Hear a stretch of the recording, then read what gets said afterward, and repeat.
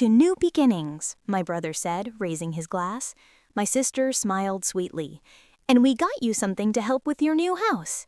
She slid an envelope across the table. I opened it and watched my world fall apart. My home purchase? Canceled. My deposit? Forfeited. Then came the laughter. Phones recording. That was the night I stopped being their punchline and started being their problem. I've always known my family was different, not in the quirky, endearing way that makes for heartwarming holiday stories, but in the way that leaves you questioning whether love is supposed to hurt this much. They're the type of people who believe any joke is acceptable as long as anyone laughs, regardless of who ends up bleeding emotionally in the aftermath. For 27 years, I tried to convince myself it was fine, that I was just too sensitive, that this was simply how our family worked. Let me back up. I need you to understand what led to the moment that finally broke me, because it wasn't just one incident. It was a lifetime of small cruelties building up to one massive betrayal. Growing up, my brother and sister made an art form out of humiliation disguised as humor.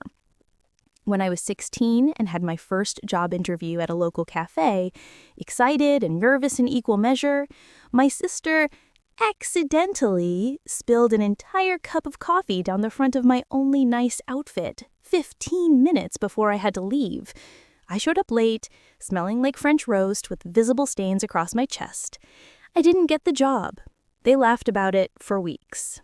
When I was 22 and adopted my first dog, a rescue named Charlie, who became my emotional anchor during a difficult time, my brother thought it would be hilarious to call me while I was at work and tell me Charlie had escaped and was missing.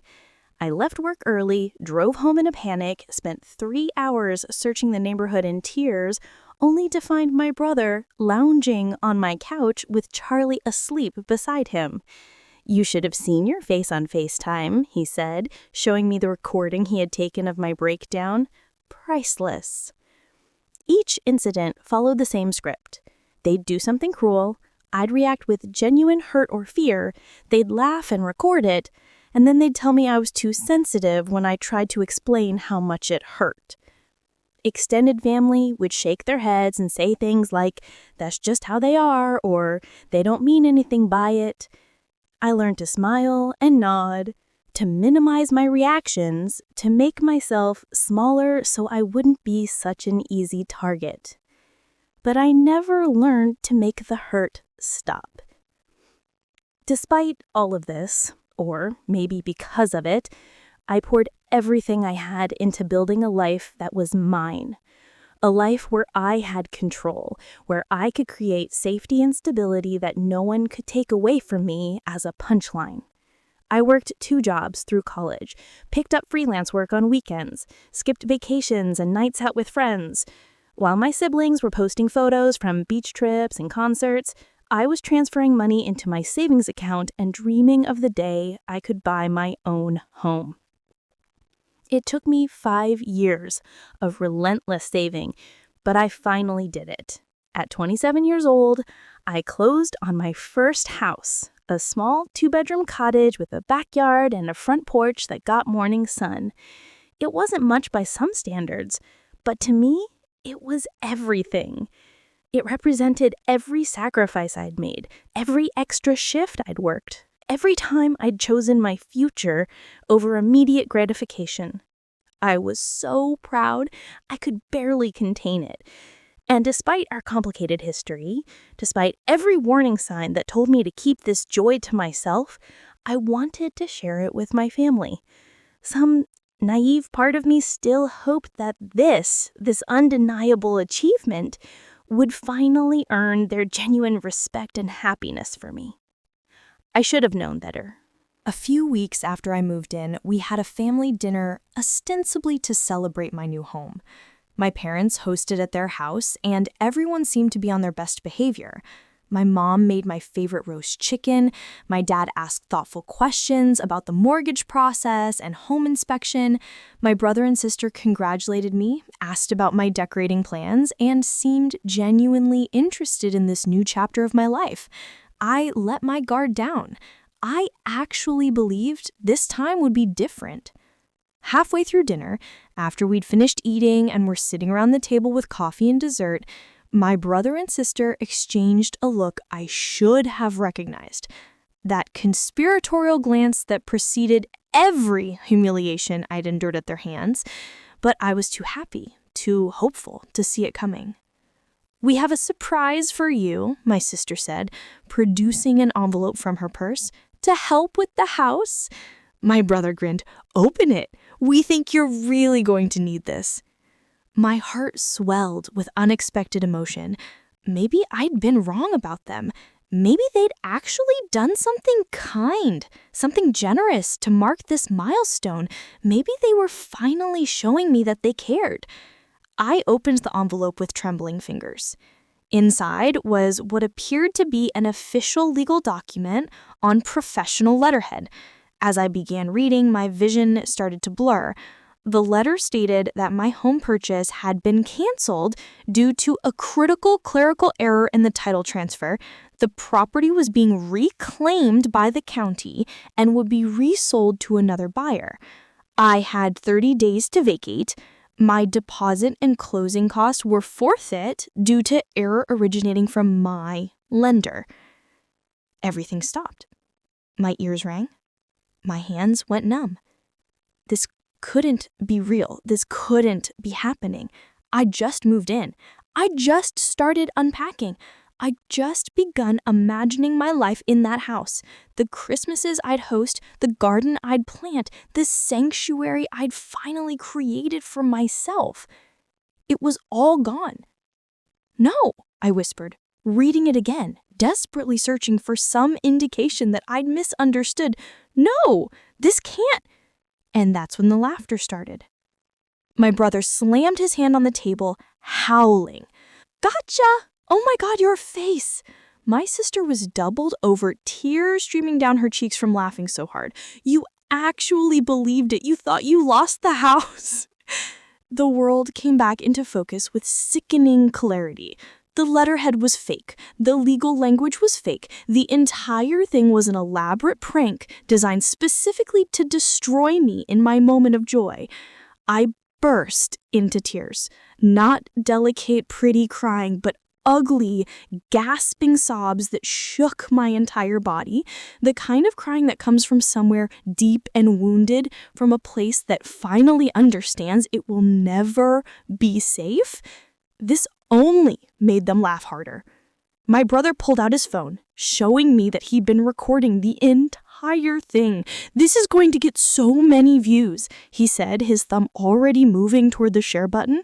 "I'm thinking TikTok first, then Instagram."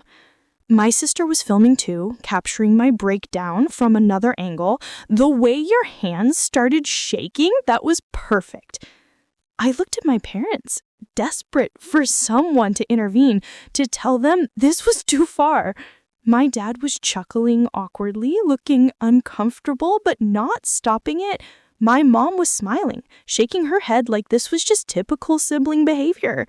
"You're so sensitive," my brother said when I finally managed to speak through my tears, trying to articulate how cruel this was. "It was just a prank. God, you can never take a joke." "This was the biggest thing I've ever done. I worked for 5 years to buy that house. 5 years, and you turned it into this?" "Lighten up," my sister said, still grinning. "You're gonna laugh about this eventually." I left. I grabbed my purse, ignored my mother calling after me to stay for dessert, and drove home to my house, my real actual house that I hadn't lost, and cried until I had nothing left. For 3 days, I stayed in that house and thought about everything. Not just this prank, but every prank before it. The pattern was so clear now that I'd stopped making excuses for it. They hurt me, they laughed, they told me I was too sensitive, and then they did it again. And again, and again. I realized something crucial in those 3 days. This would never stop. They would never suddenly develop empathy. They would never wake up one morning and decide I deserved better. Every milestone I achieved, every vulnerable moment I experienced, every piece of joy I tried to share with them would become ammunition for their entertainment. So I made a decision. I went no contact. Completely. Totally, definitively, no contact. I didn't make a dramatic announcement. I didn't send a long explanation. I'd simply stopped responding to messages.